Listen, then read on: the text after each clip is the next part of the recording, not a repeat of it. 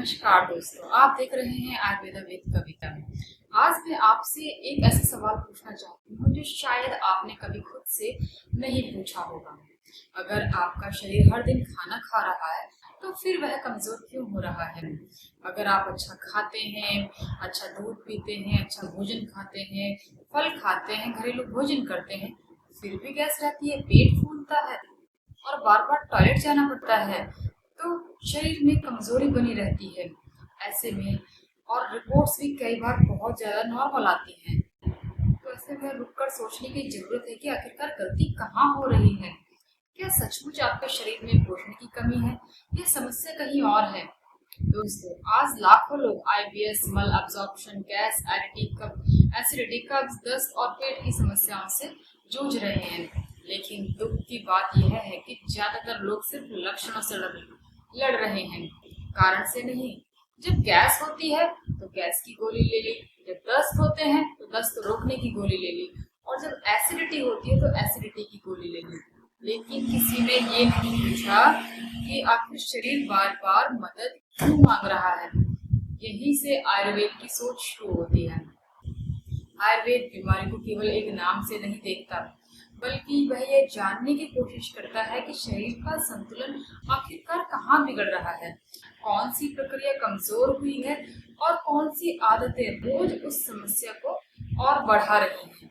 और यकीन मानिए, आज जो मैं बात आपको बताने जा रही हूँ वह शायद आपके पेट की समस्या के देखने का ये नजरिया ही बदल दे। और इस वीडियो में हम जानेंगे कि आईबीएस और मल एब्जॉर्प्शन को आयुर्वेद किस तरीके से समझता है।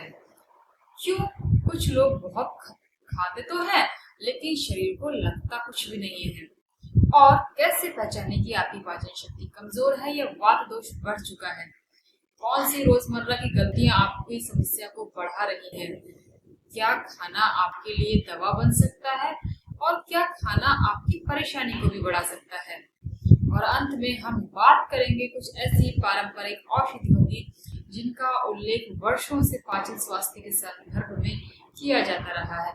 इसलिए वीडियो को अंत तक जरूर देखिए, क्योंकि हो सकता है कि आपकी समस्या का जवाब किसी नई दवा में नहीं, बल्कि उस कारण को समझने में छिपा हो जिसे आप वर्षों से नजरअंदाज कर रहे हैं। आखिर समस्या है क्या? देखिए दोस्तों, आज लाखों लोग पेट की समस्याओं से परेशान हैं। किसी को गैस, एसिडिटी, किसी को बार बार दस्त और किसी को कब्ज। और कुछ लोग ऐसे हैं जिन्हें खाना खाते ही टॉयलेट जाने की जरूरत महसूस होती है। लेकिन सवाल ये है कि ये सब समस्याएं अलग अलग हैं। देखिए, आयुर्वेद क्या कहता है इसके बारे में। आयुर्वेद कहता है कि कई बार इन सभी के पीछे एक ही मूल कारण हो सकता है, कमजोर पाचन अग्नि। आयुर्वेद में अग्नि केवल भूख का नाम नहीं है। अग्नि वह शक्ति है जो भोजन को तोड़ती है, पचाती है और शरीर के लिए उपयोगी पोषण में बदलती है। और जब यही अग्नि कमजोर होने लगती है तो व्यक्ति खाता तो है लेकिन शरीर को पूरा लाभ नहीं मिल पाता। यही से गृहिणी संबंधी समस्याओं की शुरुआत मानी जाती है। लेकिन अग्नि कमजोर क्यों होती है, यही सबसे महत्वपूर्ण प्रश्न है। क्यों सिर्फ खाने से नहीं, आज की जीवन शैली इसके पीछे बहुत बड़ी भूमिका निभाती है। सुबह नाश्ता छोड़ देना, दोपहर में जल्दी जल्दी खाना, देर रात तक जागना, तनाव में रहना, मोबाइल और स्क्रीन के सामने घंटों बिताना, बार बार चाय और कॉफी पीना और प्रोसेस्ड फूड को भोजन का हिस्सा बना लेना, ये सब धीरे धीरे पाचन शक्ति को प्रभावित कर सकते हैं और फिर शरीर संकेत देना शुरू करता है। लेकिन अधिकांश लोग उन संकेतों को पहचान नहीं पाते। कैसे पहचाने कि आपकी शक्ति कमजोर है, पाचन या नहीं? अगर आपको खाना खाने के बाद भारीपन महसूस होता है या फिर बार बार डकारें आती हैं, जीभ पर सफेद परत दिखाई देती है, खाने के बाद सुस्ती महसूस होती है, इस वक्त पेट पूरी तरह खुलकर साफ नहीं होता है, तो ये संकेत हो सकते हैं कि आपकी पाचन शक्ति कमजोर पड़ रही है। लेकिन कहानी यही खत्म नहीं होती, क्योंकि कई लोगों में केवल अग्नि ही नहीं, वात दोष भी बढ़ जाता है। वात बढ़ने के संकेत देखिए क्या क्या हो सकते हैं। अगर आपको कभी कब्ज ज्यादा है और कभी दस्त, पेट में गैस का बनना, बार बार गुड़गुड़ाहट फील होना, पेट में मरोड़ होना, बेचैनी, ज्यादा सोचते रहना और नींद का भी प्रभावित होना, जैसी समस्याएं भी महसूस होती हैं, तो वात की भूमिका भी इसमें हो सकती है। और आयुर्वेद में वात को जो बताया गया वो है चंचलता, इसलिए बढ़े हुए वात में लक्षण भी बदलते रहते हैं। आज ठीक कल खराब, कभी कब्ज, कभी दस्त, कभी गैस और कभी बिल्कुल नहीं।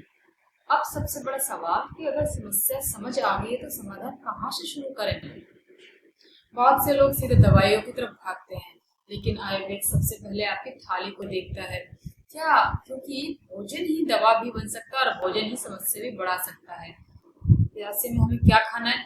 अगर पाचन कमजोर है तो सामान्यतः हल्का और सुपाच्य भोजन, जैसे कि मूंग दाल की खिचड़ी, छाछ, अनार, बेल और लौकी, तुरई, परवल जैसी सब्जियां, और सीमित मात्रा में देसी घी भी, अदरक, गुनगुना पानी। और एक बात, दिन का सबसे भारी भोजन दोपहर में करना है और रात को संध्या से पहले भी। अब क्या ना खाएं? अब बात करते हैं उसकी जो सबसे ज्यादा करते हैं। हम बार बार पैकेट फूड, अत्यधिक मैदा, कोल्ड ड्रिंक्स, अत्यधिक चीनी, बहुत ज्यादा तला भुना भोजन और जरूरत से ज्यादा चाय और कॉफी, देर रात भोजन, और कई बार कमजोर पाचन वाले व्यक्ति में कच्चा भोजन भी परेशानी बढ़ा सकता है। अब देखते हैं कि आयुर्वेदिक औषधियों की भूमिका कौन कौन सी है। अब बात करते हैं उस हिस्से की जिसका बहुत लोग इंतजार करते हैं। आयुर्वेद में कुछ द्रव्य वर्णित हैं जिनका उपयोग वर्षों से पाचन स्वास्थ्य के संदर्भ में किया जाता रहा है, जैसे कुटज, बेल, मोथा, दार्डिन, सौंफ, जीरा, धनिया। इनका उल्लेख विभिन्न आयुर्वेदिक ग्रंथों में मिलता है।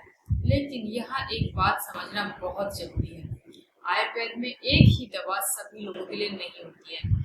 कौन सी औषधि किस व्यक्ति के लिए उचित है यह उसकी प्रकृति, लक्षण और स्थिति पर निर्भर करता है। इसलिए स्वयं उपचार करने के बजाय योग्य आयुर्वेद चिकित्सक से सलाह लेना उचित होता है। लेकिन अभी भी एक बहुत महत्वपूर्ण बात बाकी है, क्या केवल दवा और भोजन से सब ठीक हो जाएगा? आयुर्वेद कहता है नहीं, क्योंकि आपका पाचन सिर्फ पेट से जुड़ा नहीं, यह आपकी नींद, आपके तनाव, आपकी दिनचर्या, आपकी मानसिक स्थिति सबसे जुड़ा हुआ है। इसलिए योग, प्राणायाम और नियमित जीवन शैली को भी बहुत महत्वपूर्ण माना जाता है।